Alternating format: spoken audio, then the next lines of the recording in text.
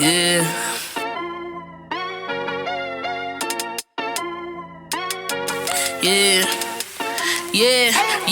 What you know about bench mob? They're speaking the facts that you wanna hear. They rep a jersey, the vision is clear. Diamonds glisten like a chandelier. You know what I'm here for, like Marshawn Lynch. At clutch time, we do not flinch. Real brothers, we do not switch. Hit home runs with the right pitch. Who run the city? What to do when they hating on you? I feel like Kobe 2010. Taking an L, all I need is a win. Business is business, you know how they go. They clearing the seats, now it's time to grow. Tune in now, gotta be in the know. Showtime, bitch, my about to blow. We know.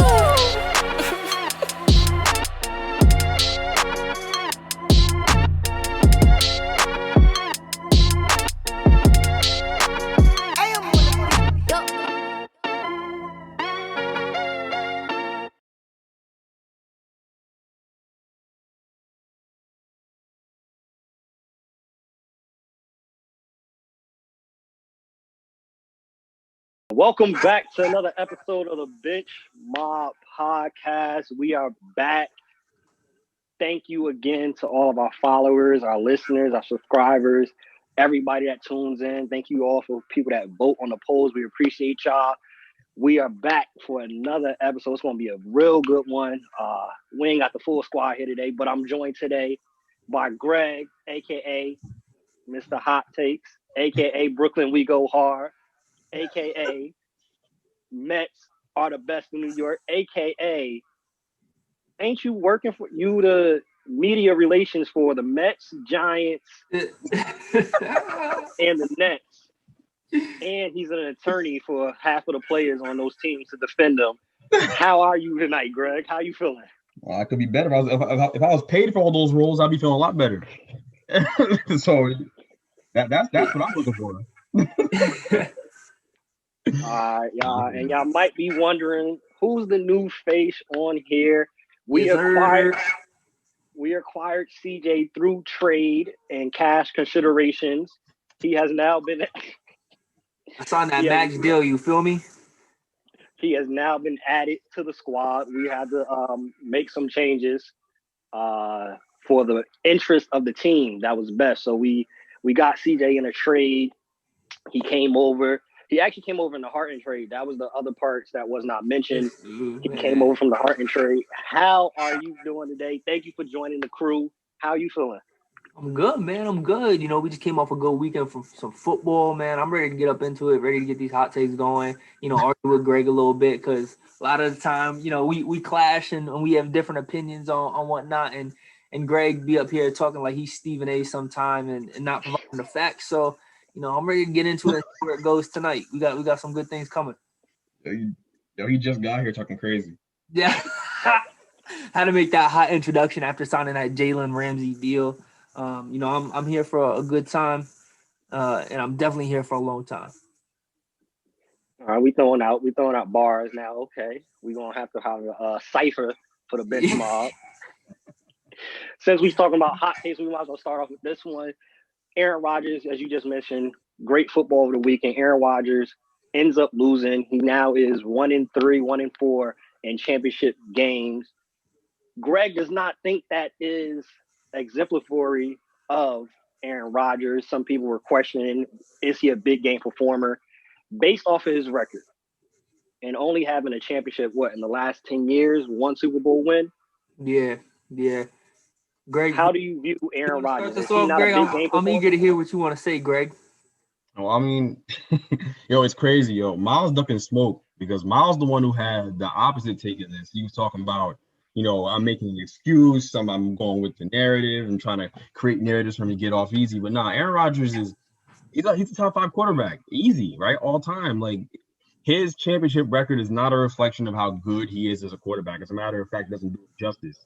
The Packers haven't done him justice, right? Like, and I don't even have to go that. I'm going to go far back with this, but even this year, the narrative going into this season was, hey, you guys took Jordan Love. You guys didn't take a receiver, right?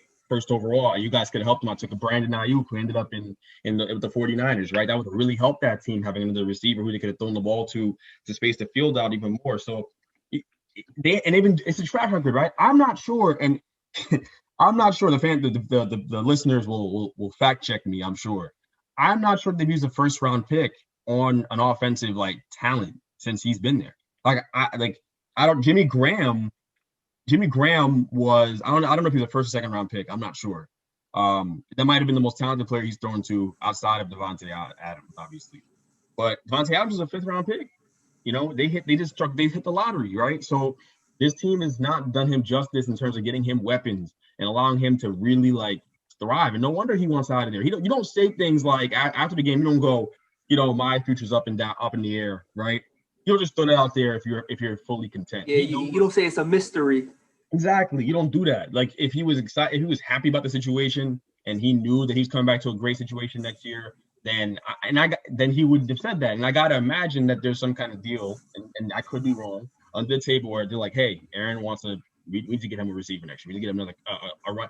We need to get him some kind of piece, right? Some kind of offensive piece so they can continue to be better on the offensive side of the ball. And I don't think they lost the game because of their offense. Obviously, I mean it was a lot of, you know, there were a lot of different themes throughout that game. The Bucs played great defense in that game, right? I mean, and they knew where he was going to throw the ball. They tried their best to take Devontae Adams out of the game, and they did a pretty good job.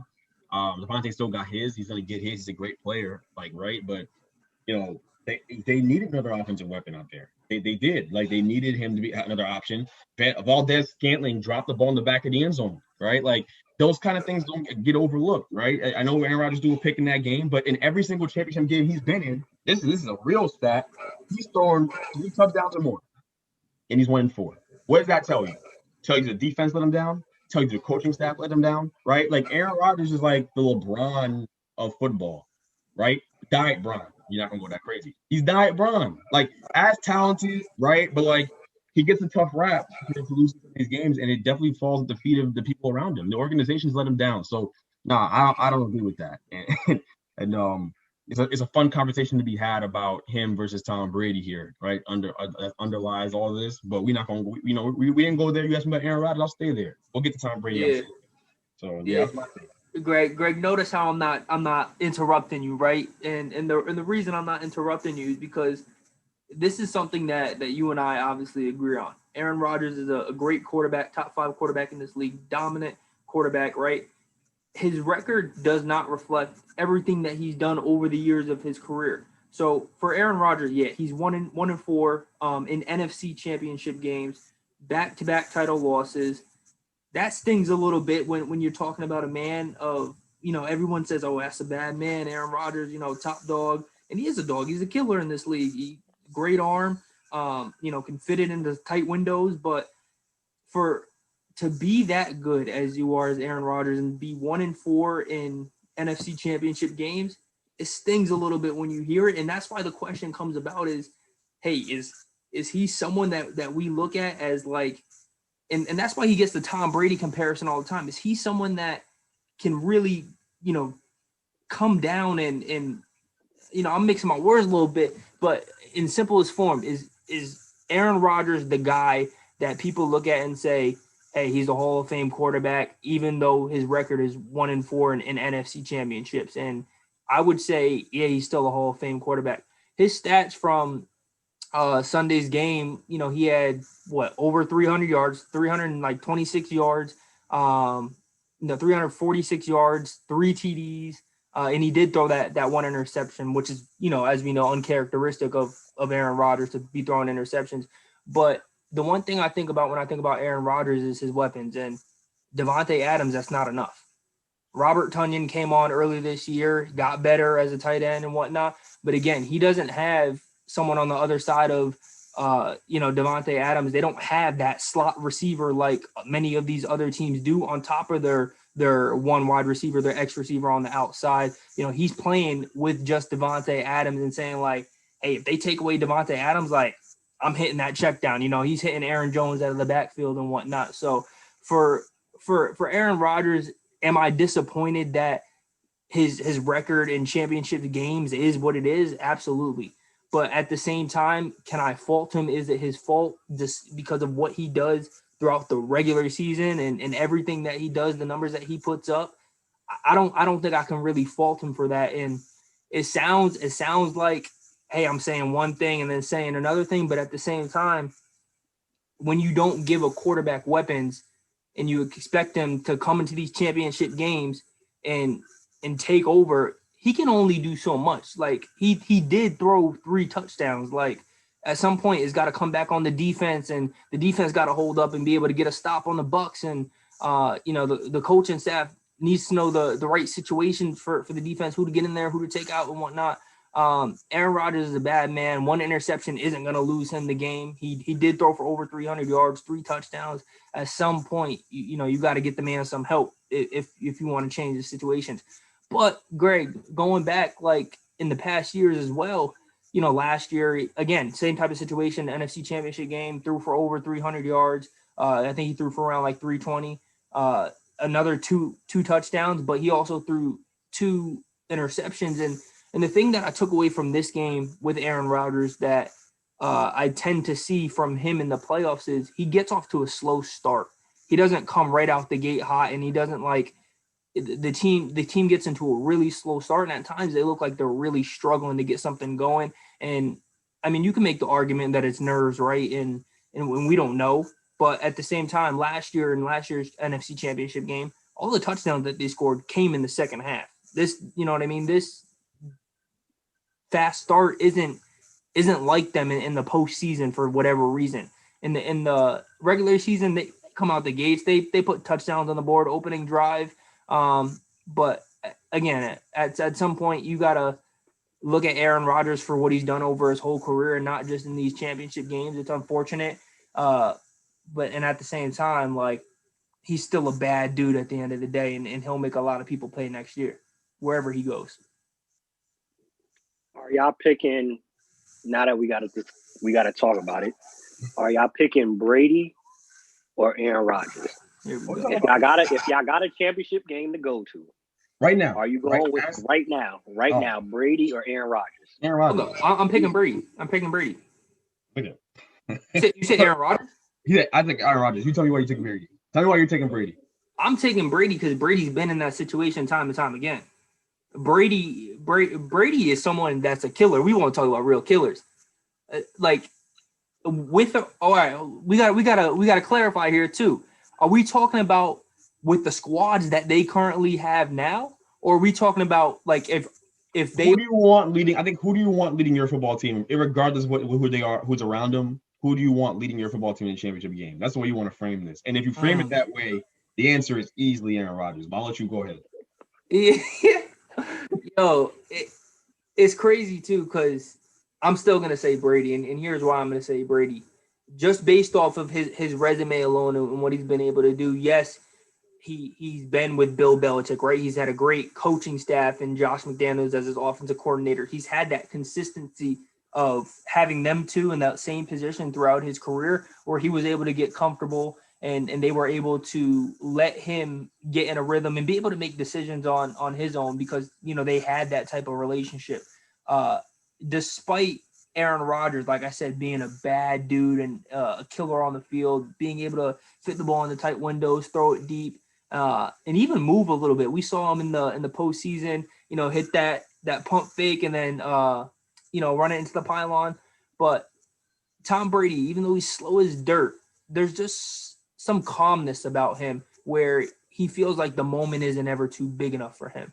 And that's somebody you want in a quarterback. You want that as a leader, that confidence, that charisma, someone that is going to be able to be in those situations, drive you down the field, know the 2-minute drill, and just be that sense of comfortness. And in Tom Brady's career, I truly feel that he's made the players better around them by giving them opportunities. Chris Hogan, where is he now, right? But Tom Brady made him look like a star in New England, just based off of, where he puts the ball, letting Chris Hogan fall under it. I think the answer is easily Tom Brady. His resume alone, he's going to his 10th Super Bowl in however many years. The guy's a beast, man. I'm going with Brady too. If we're putting LeBron in this conversation, I'd say Brady is closer to LeBron than Aaron Rodgers. But Greg, please educate our listeners on why Aaron Rodgers would be your pick over Tom Brady. Okay. Well, for starters, LeBron's like Aaron Rodgers, and I'll tell you why. First of all, Brady is the guy who's had everything on a silver platter since he got in the league. He was drafted to the perfect organization, late round pick. He fell into Bill Belichick's lap. He fell into a football genius's lap. Yeah, but they weren't the perfect organization at that time. At that time, and it grew into that, and you end up He getting built that. He helped build it, but Belichick is also a big part of why that is what it is. But why is Belichick in the spot that he's in now? Well, yeah, obviously you need a quarterback. There's no question that Brady's importance is vital to what they did. I'm not saying otherwise, right? But for the Patriots to even be what they were this year was impressive. They had 12 guys opt out. Most of their stars on defense opted out. Hightower opted out. Like I'll give you that. Opted but out. Their offense still looked atrocious. Yeah, well, yeah, because Cam struggled, right? Hey. Let's keep it on focus. I'm not taking any Cam slander, any Cam disrespect. None. They did not provide Cam no weapons. No weapons, and that's so true. They had me out there running wide receiver. That's right. So go ahead back to why Aaron Rodgers. That's facts. That's fair. But it didn't change the fact that Belichick is a coaching genius. Yes, by design, I think they wanted to be bad this year. I'll be honest with you. I don't think they ever had any intentions of being a very good football team. But they still fought in there. They were still in every game. You still saw the Patriots DNA in them. Regardless. But back to Brady. Brady was in a perfect situation for most of his career. There's just no way around it. Okay. You get Randy Moss for 3 seasons they had, or maybe even 4. And in that one of those seasons, you were almost the best team of all time until the Giants beat you, right? Like that's. I already knew you were going there. Of course. Yo, but having Randy Moss versus so Randy Moss, Devontae Adams. His greatest receiver he ever had was Randy Moss. Aaron Rodgers threw to Devontae Adams. It's not close, bro. You think about Wes Welker, Julian Edelman, great slot receivers. Yeah, they're not sexy names coming out, and they're not sexy names looking back in hindsight. But those are great wide receivers in the slot. Who was the best slot receiver that Aaron Rodgers ever threw to? Can you even name it? Like, if you're listening to the podcast, can you even name the best slot receiver Aaron Rodgers ever threw to? They have not dedicated first round picks, and I'm not. And by the way, I haven't even hit on the tight end position yet. But they haven't even dedicated. The Packers do not dedicate first-round picks to offensive players, even after getting a guy like Aaron Rodgers, which is criminal. Okay, Aaron Rodgers had Donald Driver, Greg Jennings, right? Jimmy Graham, like the list. Jordy Nelson. Jordy Nelson. A beast. Now, Jordy Nelson is a very good wide receiver, right? And deserves to be in the category with some of those top receivers that he threw to. But if you compare Jordy Nelson to Tom Brady's list of receivers he's thrown to, he's second tier. He's Edelman. He's an Edelman level. Yo, Tom Brady had Aaron Hernandez, before he was a killer, literally. So that had to end, right? But he was, but if Aaron he's going crazy. If Aaron Hernandez had played his whole career, bro, he would have been a Hall of Famer. He had Gronk, Hall of Famer. You already know. He still has Gronk, right? Like, yo. Yeah, but can I say this? Let me interrupt you real quick, because this just goes to my point that, like, Tom Brady makes the players better around him. First of all, Aaron Hernandez, he was great, right? He was a great tight end, a killer literally, from Florida. But can we say that Tom Brady didn't help develop him by having such a solid quarterback and in that commanding presence? I'm not sure if Aaron Rodgers, like, I get what you're saying. Like, yeah, if Aaron Rodgers had the same weapons that Tom Brady did throughout his career, like, you would go with Aaron Rodgers. We might be talking about the reverse. We might be talking about Aaron Rodgers being the guy who's been to 10 Super Bowls. Like, if Belichick had him, we might be talking about Aaron Rodgers, because Aaron Rodgers is more talented than Tom Brady. He throws a better ball. He has a better arm. He was a better athlete. Tom Brady, he was better than Tom Brady. Like, even at the chess game, they're on par. I'll give Tom Brady that. IQ-wise, I'll give Tom Brady that. The calm, the clutch, you want to call it the clutch gene or whatever, fine, you can have that, right? But let's not act like Tom Brady hasn't had a silver platter for most of his career, because he really has. And playing for that organization, playing for that coach, playing with those players he's played with, he's played with some great players. Yo, he went to Tampa Bay, and this was kill me too. So in mainstream media now, we're giving Tom his flowers, right? And fine, I'm okay with that. But let's not, Tom went to the perfect situation where he could do this. If this dude went to the Colts, I'd give him more credit for going to the Super Bowl. I'm not saying he doesn't deserve credit at all, but I'm also saying, he went to a ready-made Super Bowl championship situation. That's what he did. But he really didn't, though, because he didn't. Gronk was out of shape, and out of work for a whole year, bro. Did you see Gronk when he came back, bro? He was as skinny as a twig. That's fair. That's fair. I mean, And that's taking a year off. You know how hard it is to take a year off, try to get your body back in that football shape. And still, Gronk is not the same as he was when he played in New England. He had a productive year, but he was nowhere as good as he was when he was in New England. Right. He had Mike Evans and Chris Godwin just off the rip. That alone, bro. Devontae Adams is better than Mike Evans. I don't disagree with that. But when the assembly of all these pieces are far better than what the Packers have in place. Okay, that's not debatable. Of course, but when you're a great player like Tom Brady, they're gonna make sure you get the pieces around you. And so that's my thing. Aaron is just as great, and they don't make sure this guy has the pieces around to be dominant. It should be a dynasty. Look what they're doing with Patrick Mahomes in Kansas City. Look at that. McCall Hardman, Tyreek Hill, DeMarcus Robinson. There's names that don't even make any sense. These guys are just fast. They're so fast. It's insane. Sammy Watkins. He has Kelsey, bro. Kelsey's better than most of the wide receivers on the team. They have given him everything he needs to be. He's gonna win. He might win 3 straight. He might not win. He dead ass might win 3 straight. It doesn't happen in football. What the Chiefs are doing doesn't happen, right? But this is what it is. They've surrounded him with weapons. When have you ever looked at Aaron Rodgers' team and gone, "Oh, all right, they're running it back next year"? Never. Hey, I'm gonna be honest with you. I thought this was the year. I thought Aaron Rodgers was gonna come out the gate and beat Tom Brady. I didn't think they had a chance to win that game, and I'm sure a lot of people felt like that. And I'm sure a lot of people lost a lot of money on Sunday.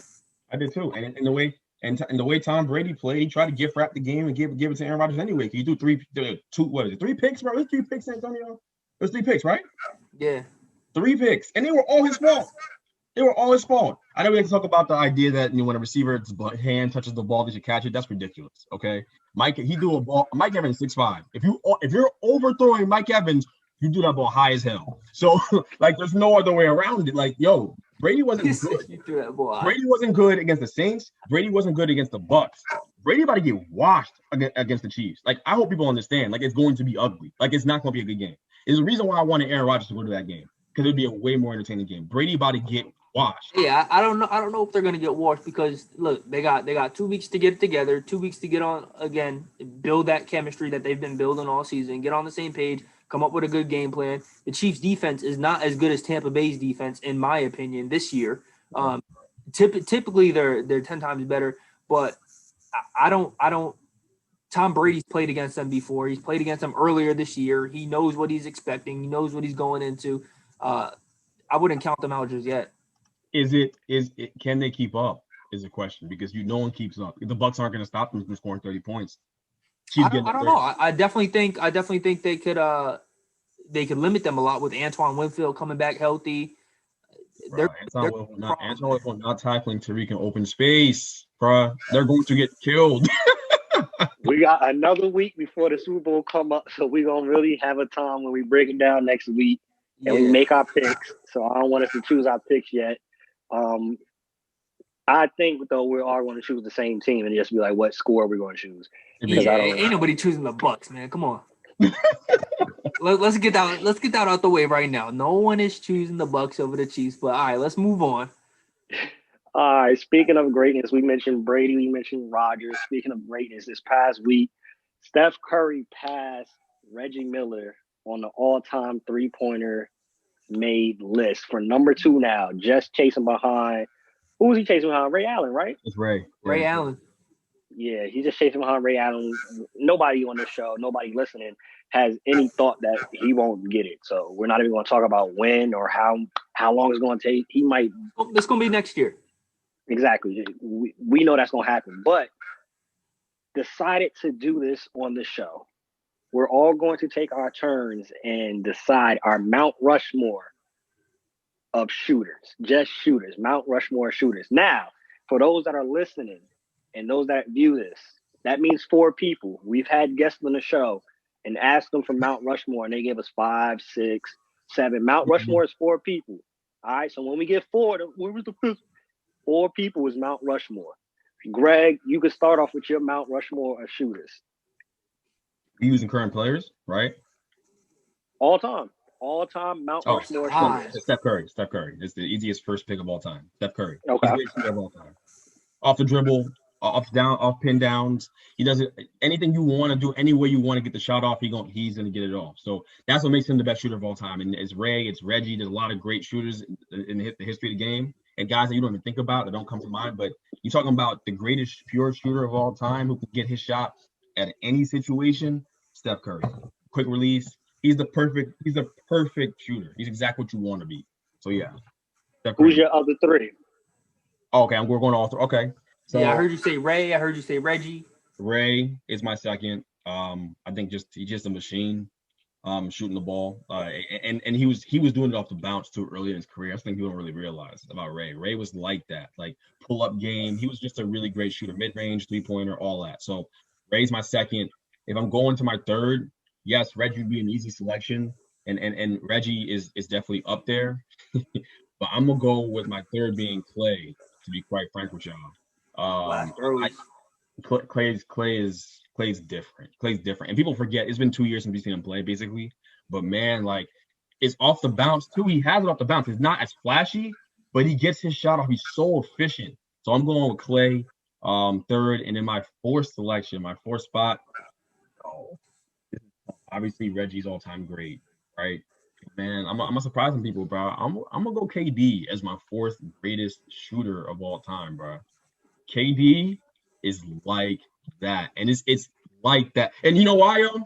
I could have picked the specials. I could have picked Reggie. I could have picked guys who came purely off pin downs, who did all that stuff. When you think about KD, bro, KD does all that. KD come off pin downs, efficient. KD come off all types of different screens, efficient in space, wide open shots, great. You know what makes KD one of the top shooters of all time? Contested jump shot making. No one is better in NBA history at contested jump shot making. I know Kobe is incredible at that. You know, I know there's some, but Kobe, there's a difference between being a bad shot maker and a contested shot maker. There's a difference because a contested shot is always a bad shot. Kobe's taking some bad shots. God rest his soul. Hey. God rest his soul. God rest his soul. That's the one thing we ain't gonna tolerate is Kobe slander up in here. It's not slander, bro. It's Kobe. There's no shot that's a bad shot for Kobe. But exactly. So it wasn't bad shot making. It was bad shot making. No, when you falling out of bounds and two dudes on you, is bad shot making. No, that's great shot making because nobody else on the team he could trust to actually make the shot. So that was actually the best shot for that team. My son was doing that with Shaq. Let's stop, right? Yo, no.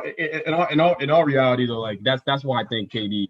It's you can argue against it. That's fine. I just think with the contested shot making ability, it puts him right there for me. He's right there. Can I say something? You know why he's so good at contested shot making? He's huge. He's tall. Because he's fucking 6'8". Yeah, it works. It works. Yeah, that's fine. I'm not disagreeing with you, but it's still there's 6'8" dudes in the league that can't make those kind of shots. No, of course. Not normal. We look at Giannis. He can't make it consistently from the perimeter, but at the same time, you made it seem like, oh, KD is great at contested shot making, like he's someone of Steph Curry's height. That would be impressive. Contested in the face, consistently splashing, but KD being 6'9". But he's still like that. He's still a sharp. He is. I'm taking KD at 4. So you heard my list. It's Steph, Ray, yep, Clay, KD. Now it's a very millennial list. All right, we're gonna get Dion on here. Dion gonna hear this, and you're gonna be like, "What the hell are you doing? Like, what's wrong with you?" It's a millennial list, but I think it's a fair list considering the amount of skill we're talking about here with the shooting. But hey, it's arguable. Let's hear yours. Yeah, I agree with a lot of the names you say. Mine's gonna be millennial as well. First person I'm going is Ben Simmons. Nah, it's like nah. I almost gave y'all boys a heart attack, but First person on my list, I gotta go with Ray Allen, man. For everything, what he did when he was on the Celtics, and just his ability. Talk about a quick release. You think Steph Curry has a quick release? That man caught it and shot it. He had the form. He knew where he was going with it. Feet were already set. Sometimes with Steph, he gets a little too flashy and he tries to do a dribble and he'll just throw it up. His feet aren't set, but kudos to him. He makes it, and that's what makes him so great. But Ray Allen, he just had that natural consistency with catch the ball, turn, shoot, release, high arc. And that's what he's number one for sure, Ray Allen. And that's why he holds the number one spot right now. But like we just said, Steph is going to catch that next year.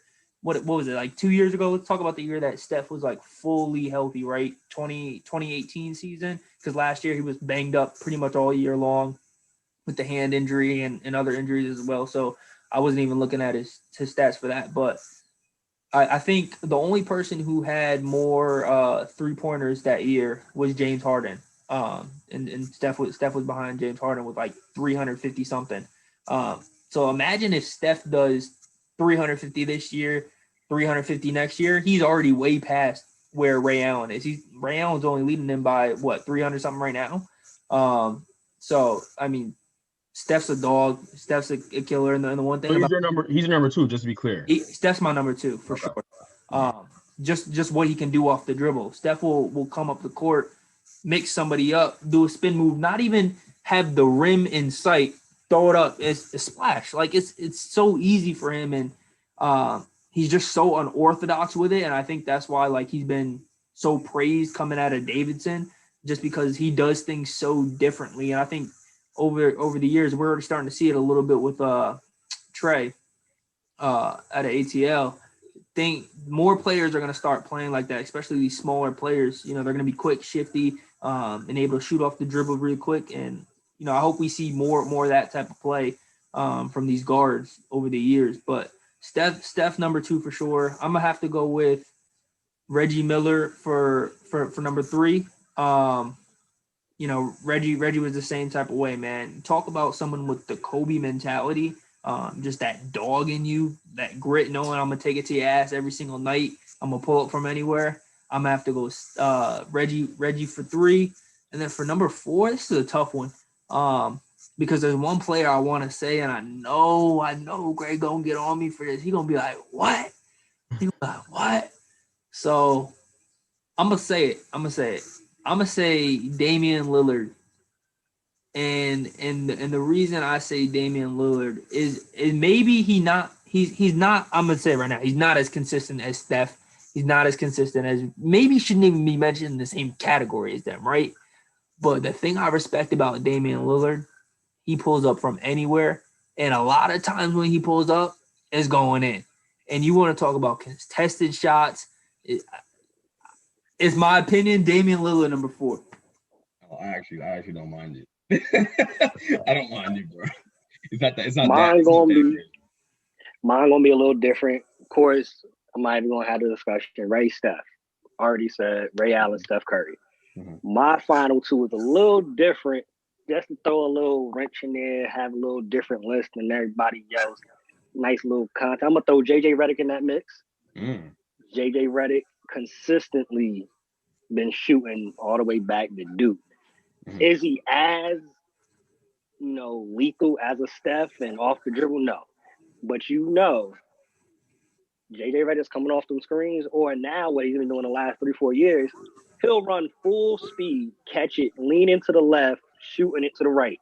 JJ Redick, and I'm going to have to throw Steve Nash in there. Steve Nash consistently was a 90, 40, 50 guy. Consistently. Facts. So I'm going to have to throw Steve Nash in there for that mix on my Mount Rushmore all-time shooters.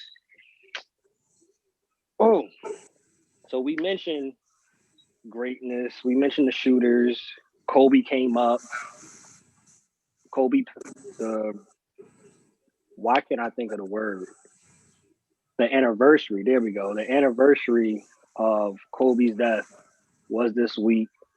So we're not going to make it a somber part of the episode, but we're going to try to celebrate it and look at, in the game now, who do we think would be on a team that resembles Kobe's play, the Mamba mentality, his ethic. So we're going to do it like a draft. So we each going to go. Greg go first, CJ next, me. We're going to draft 5 players we think that would be on the all Kobe team. We can't repeat none of the same players either. So if Greg decides to draft Abdul off the Sixers, nobody else can pick him. Greg, you got the first overall pick. Kyrie Kyrie. Oh man, It's easy. The level. First of all, if you want to talk about that, if we're talking about mentality, fine, right? The mentality, Kyrie's mentality on the court is, I'm better than everybody I'm playing against. The ball should be in my hands. I mean, look, the guy left LeBron James in the win in large part because he didn't feel like he got the big shot. That's really what it was. Kyrie has a drive, take the big shots, and he can make them. And he's made the biggest shot in NBA Finals history. Kyrie made that. Like, Kyrie is a dog. Like, he really is a dog at the end of the day. Like, he's a bucket. So I'm gonna go Kyrie with #1 spot. Cool. Hey, I respect that. I know I gave you some flack for it. We were talking earlier before the show about Kyrie and whether or not we was gonna put him up there or leave him behind just because of his. I don't even want to call it antics. I feel like that's disrespectful to him, but just some of the media tendencies that he has. But if we're talking about strictly, let's be real. The Kobe mentality is the dog mentality, right? I'm gonna take it to you. I want the ball in my hands. I don't care who's in front of me. I'm gonna bust your ass. That's the Kobe mentality. So from everything that you said, you're absolutely right. Kyrie has that, and we were witnessing it tonight when he's playing right now. 14 in the first half. Kyrie's a dog, so I respect that opinion. For me personally, I'm gonna go with someone who's a young star who I feel like has the potential to be a Hall of Famer one day. And maybe it's too early to call that, but I don't think there's any doubting that he's a star. My person is going to be Jason Tatum. Do we agree with that? Hands down. It's also, yeah, I agree with that. I think it's a good pick.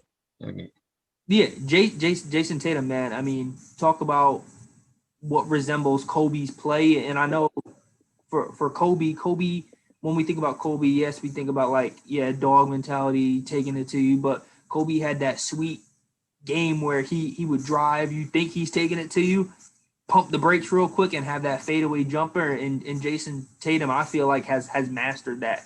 And maybe that's part of the reason, or maybe that's partly because, one, he's obviously molded his game after Kobe. I mean, he spent the whole summer of 2018 working out with him. But that dog mentality is definitely in Jason Tatum. He is the leader of that Boston Celtics team. Obviously after Kyrie left and whatnot, but he even with Kemba there, he's the leader of that team. But again, future star. He has Boston off to a 10-6 start right now. Walking bucket, and again, the fadeaway jumper is one of the prettiest in the game right now. Hey, Jason Tatum, you could tell how much he was rocking with Kobe. The man got drafted by the Celtics and said in an interview, yo, I know Paul Pierce is considered one of the greatest Celtics, but Kobe was better than him. So that tells you where he's at. That's a fact. You get drafted by the team where Paul Pierce is at. You would think, oh yeah, I think Paul Pierce was good, but Kobe was better. Like that, you could tell. Yeah, that's fact. That's where his head is at. My pick, respectfully, my #1 pick would be the 3rd overall pick. I'm going with Russell Westbrook. Now, does he score as efficiently and everything like Kobe? No. But he has that same dog mentality, that same killer instinct. I do not care who you are. I don't like you while we're on the court. Once we get off the court, we could be friends. We could hang out. We could go get a drink. We could go to the club. Exactly. He's really, we saw him just the other day arguing with John Wall. We don't see that a lot left in the league. It's like, yo, Greg, you want to, text during the game and let's change jerseys. That's not what Kobe would have been doing. He didn't do that really till the end of that last year. Outside of that, while we're on the court, I'm here to kill you, and that's it. Greg, your second pick. My second, yeah. So in the spirit of that, and it's for the listeners, understand this is about mentality, not about production, not right. So some of my picks later on, yeah, it's really to preface that. But my next pick is Jimmy Butler, far and away. Jimmy is a dog. Doesn't care about who he's playing against. He's gonna go out there and kill. And I think, as skilled as Jimmy is, the thing that makes him special, makes him a superstar, is his will. And Kobe was a big will guy too. He was as skilled as he was. It was the will that made him special. So, and the mentality. So Jimmy's my next pick there. Yeah, I have Jimmy on my list too. So glad he got drafted by you. My next pick, I'm gonna go with someone who's in the league, someone I already talked about earlier. I'm going with Dame Dollar, baby, Damian Lillard. Third in points right now, averaging what 27 or 28 points right now. Killer instinct, straight dog. Someone I would compare him to. We wanted to make that comparison earlier that Tom Brady is like LeBron James. I'm gonna say Damian Lillard is similar to that of Aaron Rodgers. Greg, I'm not sure if you're a fan of that, seeing how you're a big Aaron Rodgers guy, but I feel like in big moments when it counts, Damian Lillard, he's a dog, right? An individual great, but his team can't get there. His team can't get the win. I think that's unfortunately going to be his legacy throughout his career if he stays with Portland. But he's a dog, man. Yeah, Dame, I think everybody says it. He's loyal to a fault in a sense. And that was Kobe. Loyal. What you mean? Maybe not in his relationship. Kobe wanted out of there. Kobe wanted out of there, yo. Don't do that. Let's not do it, bro. Kobe wanted out of there. Kobe wanted to go to the. They had a trade lined up to go to the Clippers. Jerry West didn't want to pull the trigger. I'm not. Oh, he can entertain. Kobe did that just to get them to understand. Y'all need to give me some help. Kobe was never leaving. Never leaving. Bro, Greg, I don't think you can make that claim because it's not like he left and came back. Bro, the dude was shopping for cribs in Chicago and in Chicago. But again, that could have just been to make a point. We don't know that he's leaving, and we're not going to tarnish the man's legacy and have that slander up in here. It was to make a point. Like, look, just so y'all know, this is like we all are taken here, but. This is the single guy that's letting the girl know, look, I got options, all right? Yeah. I can go get shorty that's on IG, but if you don't get your stuff together. So that's what he was doing with LA. You see, then the Lakers get Pau Gasol, they make the changes. So his message got through. He wasn't going nowhere. Hey. He's old school. He was staying with LA for his life. Hey man. I think it's a new time. He himself made it sound real. He himself made those requests sound very real at the time. That's what he has to do to get some damn help. Hey, man, listen. It's either that or he really want to get out of there, all right? Maybe Kobe not as old school as y'all thinking he is. We'll never know. Look. He did what he had to do to get his help. I like what he did over James Harden, but that's a whole another show. That is a show's worth. For real. Next person I would draft, he's upcoming, has that same type of Russell Westbrook attitude. He's been that way since high school. I would pick Colin Sexton. Colin Sexton, to me, has that dog. He comes right at you. Like, even that video that's famous that went viral in high school. You see the kid staring him down, and Colin Sexton looked right back, and I'm like, what's up? And now I'm about to go drop 32 on your head. Y'all gonna lose, and I can't be like, Colin Sexton has that Russell Westbrook, Kobe Bryant dog, and we saw what he did to Kyrie. I think that was the most Kobe-esque thing in the world. Before you go, Greg, I'm gonna wear number 2. I'm gonna rock your sneakers, and they're gonna give you a tribute video. I'm gonna make sure that the tribute video don't mean nothing because I'm gonna drop 42 on y'all. That was so Kobe-esque right there. Go ahead, Greg. Who's your third pick? Oh man, I mean that's a really good pick. I think about the Kobe mentality, and it's tough because think about guys that embody it, and there's obviously a lot of stars in the league that are great players, but they don't necessarily have his mentality, right? I think a guy that has his mentality, and people can call me crazy, and I'm not a big fan of him, but Pat Bev does, bro. Pat Bev has it. To survive in the NBA at his height against all odds, to try out for teams and to make it, just to be getting a check from an NBA team, he has to. He can't have friends. He can't afford to. He has to be the way he is. He has to be crazy enough to talk crazy to some of the best players in the NBA. So yeah, I'm gonna go with Pat Bev, and I don't even like him. Like, I'll be real with you. I'm not a big Pat Bev guy, but I shouldn't probably say that. If you want to come on the show, Pat Bev, please feel free to. But it's for real. It would be he had to be on my list for sure. Just from that mentality standpoint, not production, of course, not a star, not even close. Yeah, but again, like we talked about, the Kobe mentality isn't necessarily production. We're not talking about players that play like Kobe, even though Jason resembled his fadeaway, but he still had that mentality. We're talking. I'm also saying this. I know that we're gonna post these clips, and people are gonna go, "What?" They because the way Antonio's gonna post this, he's gonna post it in a way where they're not gonna hear the whole thing, so they're just gonna lose their minds. That's why I'm thinking. Antonio gonna post it like All-Star. What? People gonna go crazy. But that's a good pick. How many picks we doing? Just 3. This will be your last pick. This is my last pick. I'm gonna save it for someone good. And the first person that comes to my mind, been in the league a while, had a lot of adversity. But again, we're not talking about production. You want to talk about production early on in his career. He's bounced around from a few teams. Y'all want to guess? Y'all taking too long, man. It's a podcast. I'm gonna say Derrick Rose. Derrick Rose, man. Early on in his career, killer. Right when he was in Chicago, straight killer. Fortunately, that situation came to an end, and that was kind of his downfall. Getting sent to Minnesota and doing, going from team to team. But good 6-man now, and even so, he still remember the game. I think he was on Minnesota, and I think it was like 2 years ago, maybe last year, where he dropped that 50-point game. Yep, that 50 clip. You saw that raw emotion at the end of the game, where his press conference right in the middle of the court, crying and whatnot. That's someone that just loves the game of basketball, right? He don't do it for fame. He does it for the love of the game and just to go out there and be able to be a force and let people know, like, I'm here. I'm you not guarding me. I'm here. I don't care how old I am. Like, multiple ACL surgeries on his knee, and he's still dropping 50 clips. Come on, man. He's my number 3rd.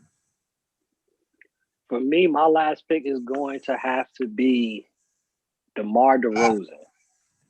DeMar DeRozan, the mid-range game, the footwork, very, very Kobe-esque. The mentality. Again, we're not talking about production. Obviously, he's not one of the most elite 2 guards that we have, but he plays both ends of the court. I think he was dealt a bad hand getting traded out by Toronto. We can say, oh, he was the reason why they didn't win. But you gotta remember this, y'all. He had to go against Bron. Those Toronto teams, they had to go against Bron. It was very reminiscent of the days where Michael Jordan was in Chicago. There were a lot of really good teams that would have had championships if it wasn't for Michael Jordan and the Bulls. Toronto probably would have run a ring, or at least got to the championship if it wasn't for Bron. Let's look at what happened. Bron left. Toronto gets to the finals. Wow. How did that happen? Ta-da! No, like, LeBron left. That's the biggest factor right there. Transition into our new segment, Cat or Fact. So Chris knows I'm going to read off some statements. Y'all going to tell me, is this cat or is this fact? All right? First statement. Alex Caruso, who is right now leading the league in 3-point field goal percentage. Alex Caruso will end the season in the top 3 for 3-point field goal percentage. Cap or facts? Cap. You think Cap? You say Cap? I think he does a really good job of taking shots he knows he can make. So I think it could be. It could be a fact, bro. You might surprise people. He takes shots he knows. It's a long season. I agree. It's a long season. He also he gonna get a lot of wide open shots too. We 1 month into the season. Like, if the season ended in 3 weeks, I say Cap. But bro, we talking about till summer? That's Cap. That's Cap. That's the Cap. Yeah. Next one. Hey, we talking about Alex Caruso. Now, if we talking about Damian Lillard or someone like that, bro, come on, that's Cap. I'm a big Alex Caruso fan. That's why you laughing. I'm a big Alex Caruso fan, though. Like, I think me too. Me too. Because 3-point percentage is about what shot, about your shot selection, not even about how good of a shooter you are per se. He takes shots he knows he can make, and he gets them wide open. He could finish top 3, but it happened. We'll see what happens. Yeah. He, like you said, he takes the shots that he know he should take. Next one, I want to hear what Greg thinks on this one. The Mets will win a World Series within the 5 years. The Mets will win a World Series within the next 5 years. Cap or facts? Facts. The Mets have the nucleus in place to do it, right? And we're not done. The Mets just traded Steven Matz 5 minutes ago. I'm locked in for young prospects. And the reason why the Mets did that is not about the. See, we don't care. I don't care about the prospects. No Mets fan should. What you care about is the fact that you're clearing cap space so they can go make a monster signing, like getting Trevor Bauer on the market. So former Cy Young winner in the AL last year. So yes, the Mets are loading up to make a championship run, not just this year, but the next year and the year after that and the year after that. When you trade for Francisco Lindor, you trade some of your top prospects for him, and you're in the mix to get Chris Bryant for your trade from the Cubs. You're thinking about winning rings, and guess what? We know teams can buy rings. The Dodgers traded for Mookie Betts. They were already loaded. Cody Bellinger, Corey Seager, all these guys, they were loaded, and they went out and they bought themselves a ring. The Mets about to do the same thing. So big facts. They had the young core in place. Shout out to my guy Dominic Smith, who emerged last year. Conforto about to get the bag from the Mets. Mets winning the championship. Mets in 5. I'm gonna have to say fact as well, just because of the off-season signings that they did this year, and it seems like their direction is now headed to a destination point. It's not just like, all right, we're gonna play this season and see what happens. It's like they have an end goal. You knew last year they're not going into the season talking about, oh, we're gonna win the World Series or we're gonna try to get to the playoffs. Like, at the beginning of the season whether you're good enough or not to get there, right? That's gonna be your year. You can't tell me that they went in with the mindset talking about this is going to be our year. That's cap. But I'm going to say fact for that one as well. Next one we got. For your sake, Greg, I hope so. It's been a long time coming for y'all. Next one. Lonzo Ball's play has declined this season because of Stan Van Gundy. Oh, cap or facts? Facts. The guy Zoe looks like he's out there looking depressed lately, bro. It's not even cool. He's not encouraged to take shots. And the thing you want Lonzo to do is take shots because it's going to open up his playmaking ability too. You want guys being the best version of themselves. You want guys being confident. It's the reason why we heard the rumor. I'm sure you guys heard the rumor this week about them being open to trading Lonzo. They're going to have a lot of suitors to get Lonzo Ball because Lonzo Ball has a lot of untapped talent in his game. There's a lot of untapped talent there. Like these teams haven't done him justice yet in the NBA. I think some teams are going to get the best out of him, and he's going to be a very, very solid pro. I'm not saying all-star, but he'll be a tier right underneath, and he can make a couple all-star games. Like, I really think when you combine defensive ability, his improved jump shot and shooting ability too, and then the playmaking, like you have a guy in your hands that could be a starting point guard on a high-level team that operates at a championship-level team. So, I think Zoe's going to pop, and I think it is Stan Van Gundy's fault. That team isn't playing well as a unit, and the offense is just stale. It's just stale with him there. So, yeah, I'm going to go facts on that one. Yeah, I'm going to go fact as well. And I also think, and this is something that doesn't even have to necessarily do with his on-court play, but I think, and this is my opinion, I think LaMelo Ball coming into the league kind of messed with his headspace a little bit.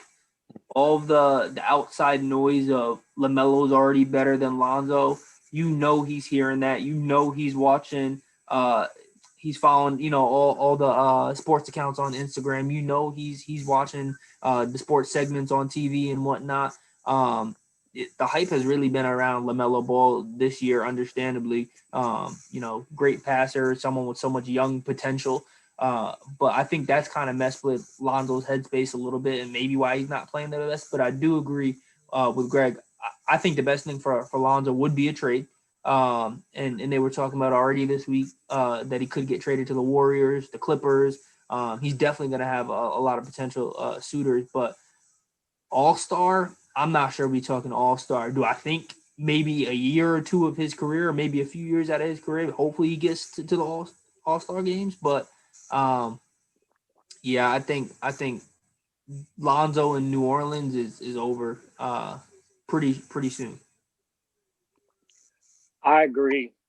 Before I do the last cap of facts, I think we gotta look at Stan Van Gundy, we gotta look at Luke Walton, and you gotta look at Scott Brooks on their job as coaching so far this season. Mhm. I think to me they all have to be on the hot seat for me. Cap of facts, last one. Now, this is being recorded on January 27th. Right now, the Nets just went into OT with the Hawks. 116. They still refuse to play D, obviously. But cap of fact, James Harden, Kevin Durant, and Kai, because sometimes he don't like being Kyrie, and Kai will all be all-stars this season. Oh yeah, fact. I don't even. That's facts. That's easy. And they won, by the way. Cap. And they I want. think that's So cap. you think the big three, KD, James, and Kai won't all be all stars? I think they're gonna give them 2. No way. No, they just so for the record, they did win the game. Okay. Also, that's very good to make that clear. Secondly, I just think James's number is going to come back to earth. James I think he had a really good game. I think he had like 20, almost triple double, in this game, and he had like 27 points. The numbers are going to be undeniable, man. They're fan favorites, like they are. Kyrie's a fan favorite. You can't have an All-Star game without having all three of them. So if you're telling me one of them is not getting in, you're about to make a bold choice for who's about to get in over them. I'm sorry. Yeah, the only way I don't see one of them not getting in is if one of them doesn't stay healthy. I think this is a year for them where they need to prove that they're still all-stars, right? All the off the court drama, but I think James Harden still got it. He's gonna continue to play at a high level. Kevin Durant, we're already talking about him for MVP. And then Kyrie, he looks like he's in his bag, right? So again, all three of them are buckets, and I don't see any reason why they wouldn't. I mean, they're all-stars any other year. Just because they're on the same team this year, I think they'll still be all-stars. Yeah, I think we'll see what happens. I'm choosing 2 of them to be all-stars, but we'll see what happens. Yeah, before this is recorded on January 27th. Hold on. Before we go to the next segment, let me just read off the stats, okay? James Harden tonight, 31 points, 8 rebounds, 15 assists. KD tonight, 32 points, 5 rebounds, 2 assists. We know passing not really his bag. 230 clips, okay. Kyrie, who made some big shots tonight, 26 and 7. Yo, there's no way. There's no way, bro. If who is getting the spot over one of those guys is my question. They're all starters. They're all going to start the game. Yeah, but I agree. But you know what's sad though? You just said so. James Harden and Kevin Durant both dropped over 30. Kyrie dropped 26, and it was still that close, like against the Hawks. Like, oh yeah, the defensive part of the defense really got to come together, or else they're gonna lose some serious games. I want to make this very clear: the defense on the perimeter is actually not as bad as people are making it sound. It's not their perimeter defense is the problem; it's interior. They get out rebounded. Teams get a lot of second chance points. I heard rumblings. Andre Drummond want to come to the Nets. I heard he's about to get a buyout. He will be making his way to Brooklyn or JaVale McGee. They're gonna fix the interior defense. I heard JaVale McGee. I didn't hear Andre Drummond. The Drummond rumor started today. Like credible people in the industry are talking about him being a net. So the reality here is that they're gonna fix this interior of this defense. So to all the Nets fans, listeners, I don't know how many there are of you, any real ones anyway. But they're gonna fix the interior defense. They're gonna be right. They're gonna get their back line fixed. So I'm gonna go. Hey man, there's no way. I did predict. So you just said all of them had over 25, right? Mm-hmm. Chris don't know this, but I predicted this already 3 episodes ago. This is probably only the first time in history where you had 3 players averaging 25 and above. Easy this year. Yeah. Totally. Like you said, James Harden looked like he's getting it going now. They're easily going to average 25 each apiece. It's just what is everybody else going to do? And that's where I think, because they're still figuring it out, very well, easily it could be all 3 of them on there. But I think they're going to lose some games, so y'all figuring out. You know how the reporters and everybody votes for the all-star people. They factor in winning. I don't think y'all will be, as of right now, in the top 3 teams. Y'all probably gonna be a 4th seed. I'm thinking by the time All-Star break come around, because y'all still, if y'all get an Andre Drummond, now y'all gotta mix him in the mix, and you gotta get the chemistry with that. See, PSA to Andre Drummond, you're not coming here and getting no post-up touches. You're coming here to do 3 things: run the floor hard, yo, clip this and send it to Andre, man. That's it. You're not here to. We are not throwing the ball in the post to Andre Drummond. That is a waste of a possession. You are running the floor hard, defensive rebounds, big bodies in the way, and clean up, catch some lobs from James Harden. Your life will never be easier than it will be as a Brooklyn Net. Okay, you do that, the Nets are going to the finals. Period. So just so you know, I'm going to take that clip. I'm going to post it, tag him in it, and when he don't come to Brooklyn, we know why. Fact. It's an easy life. It's easy, bro. Would you rather have Andre Drummond over JaVale McGee? Yes. I didn't even answer that question the way I really wanted to. Of course, no brainer. JaVale come here and do a job. So JaVale come here, he'll do the job too. He'll do exactly what I'm talking about. But yeah, Drummond. Obviously Drummond's a more prolific rebounder. He'll get 30. He has the right next where he gets 30 rebounds. That's what the Nets need. So I'd love to get him just over JaVale. But JaVale's a good player. JaVale's a good player when he's not doing some crazy stuff like he's been doing. Hey, even with him doing some crazy stuff, he got something that James Harden don't have. Oh, anywho, next. Before we close out the show, so we just mentioned Andre Drummond. You got Jokic. You got even Boogie playing good this season.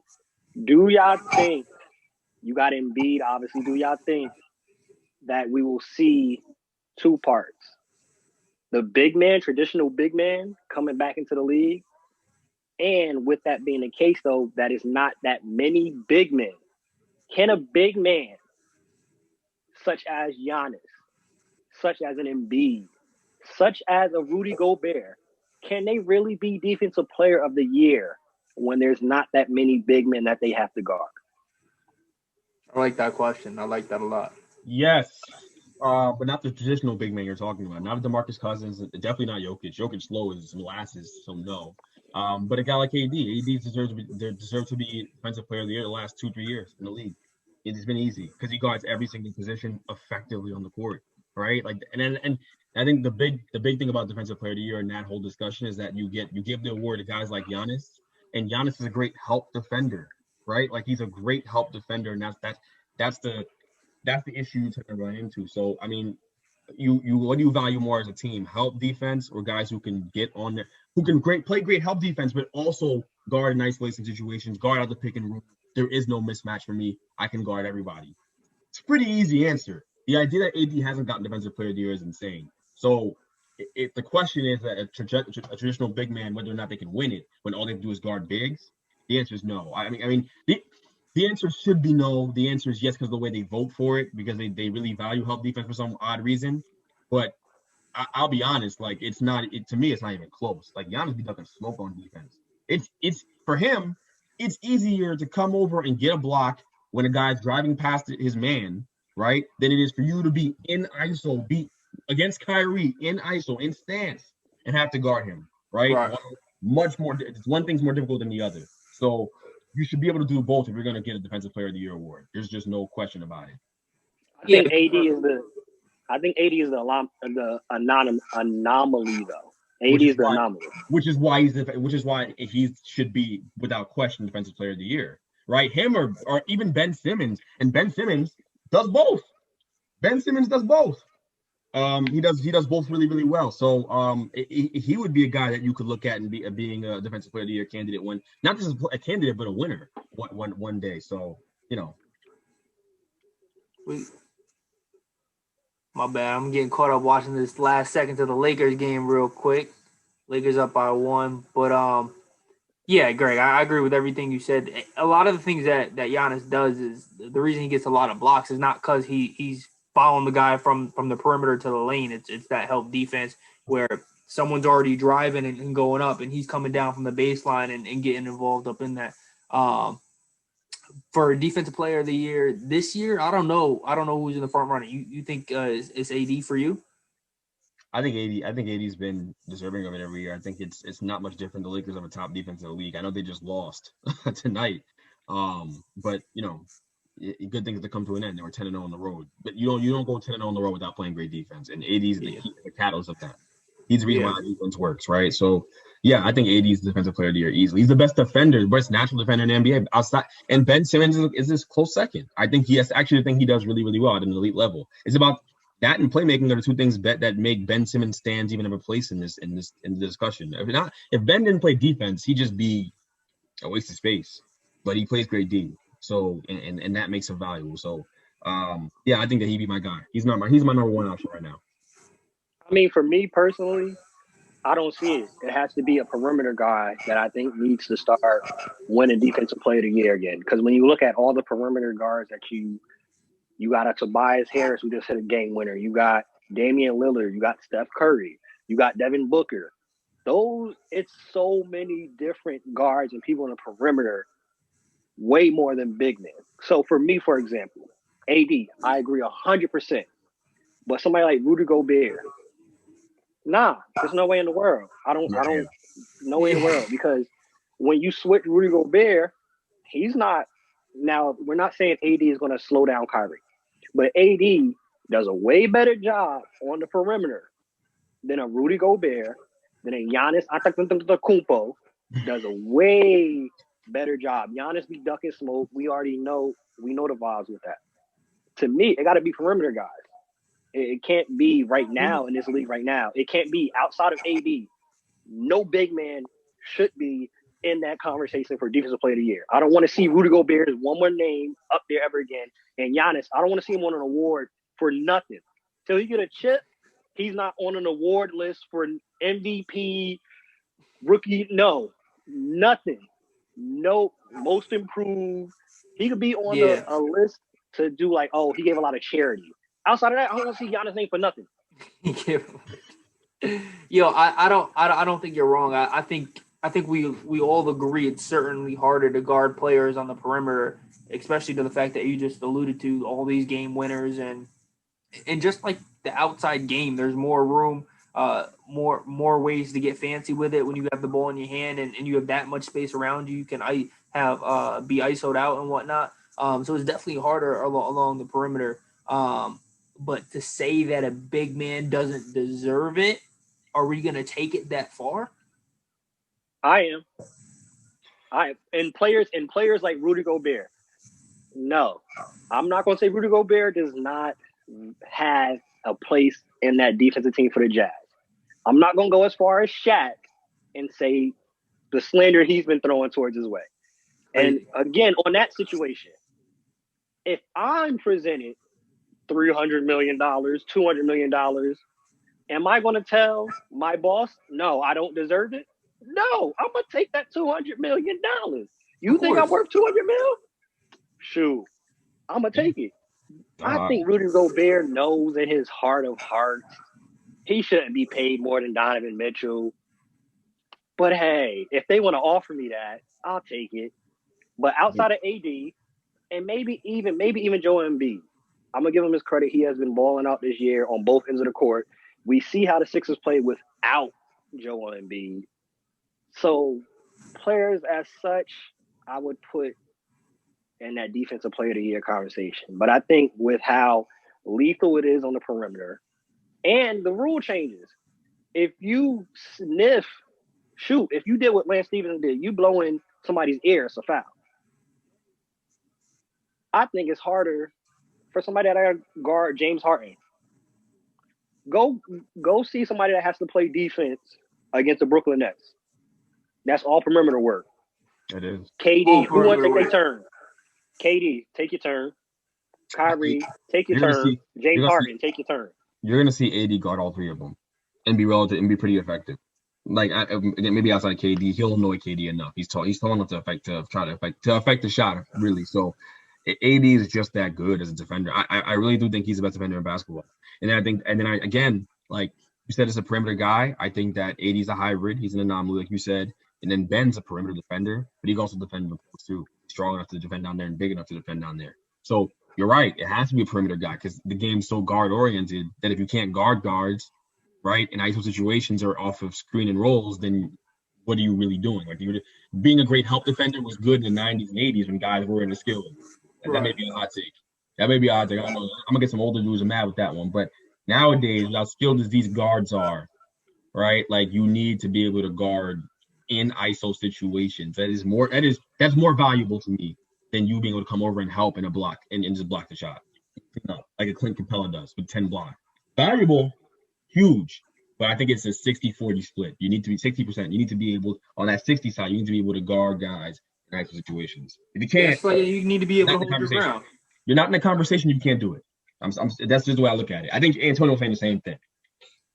I completely agree, and I completely agree with your sentiment right there. You talk about, back in the day wasn't that skilled.